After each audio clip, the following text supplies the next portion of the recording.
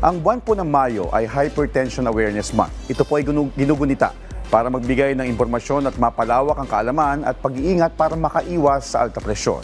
Panoorin po natin to. Isa ka ba sa mga mahilig sa chichirya? O di kaya hindi makakatulog ng walang extra rice at sausawang toyo? Nako, paalala lang, hinay-hinay tayo sa maaalat at matatabang pagkain dahil ayon sa mga eksperto ay maaaring magdulot ng sakit na tinatawag na hypertension o alta presyon. Ayon sa World Health Organization, ngayong taon 3 sa bawat 10 Pilipino ang may hypertension. So, ang hypertension po, mataas na blood pressure ay isang sakit na nadedetect lamang pag kinuha yung blood pressure, no? Usually, ang hypertension ay asymptomatic o walang simptomas ang isang tao.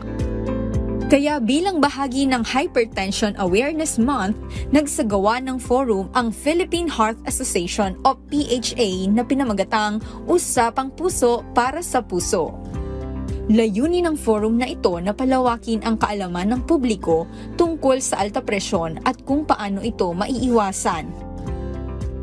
Ilan sa mga nagsilbing tagapagsalita ay sina Dr. Avenilo June Aventura Jr. ng PHA at si Dr. Luella Santos na parehong nangunguna sa advokasya ng healthy lifestyle.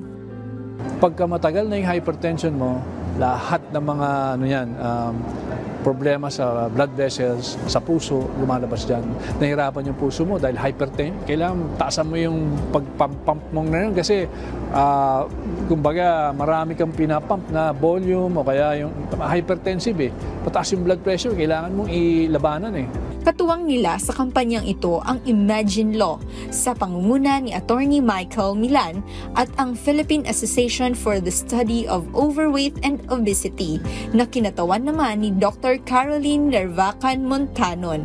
Nakiisa rin ang Department of Health sa pamamagitan ni Dr. Ruth Agustin.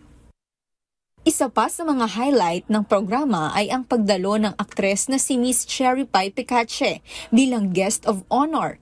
Bukod sa kanyang kwelang energy, nagbahagi rin siya ng mga personal tips kung paano mapapanatili ang work-life balance lalo na sa mga ina na gaya niya. Isa lang ang malinaw na mensahe ng aktibidad na ito. Ang alta presyon ay kayang iwasan sa tulong ng tamang kaalaman, balanseng pagkain, regular na ehersisyo at pag-iwas sa stress.